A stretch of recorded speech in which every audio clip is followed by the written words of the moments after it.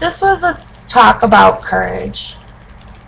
Courage is situational and it depends on the individual.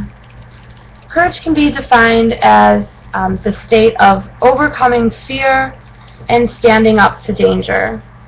Throughout history, many people have discussed courage and its qualities. Aristotle, for example, had 3 different parameters of being courageous. The first being, to be courageous, one has to be put up against a fear, and to overcome fear is really the true act of being courageous. Secondly, all courage can be evaluated as equal. A soldier who is out defending his country, defending his family, is just as courageous as a young boy who is overcoming the fear of the dark and sleeping at night. Lastly, courage is like a muscle. The more often someone is courageous, the more easier and more inclined they are to be courageous in the future. Also, another example is Gandhi.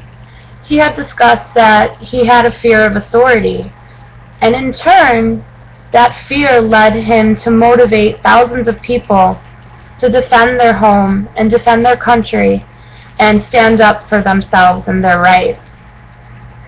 However, also, courage is very motivational. If someone is courageous, it will inspire someone else to be courageous as well, such as the phrase, "If you do it, I'll do it too." However, courage isn't always so black and white in instances like abortion. Is it more courageous to be pro-life, or is it more courageous to be pro-choice? This matter is somewhat of a gray area in terms of courage. Also, courage can be courage can be lunacy as well. For example, for a family to be courageous and defend themselves against intruders into their home, maybe 2 intruders, that would be extremely courageous. But for a family to try and defend themselves against a large army or soldiers with weapons, that would not be as courageous. It would be quite detrimental to themselves. So one can't really base their actions on courage or being courageous, but rather being illogical in that situation.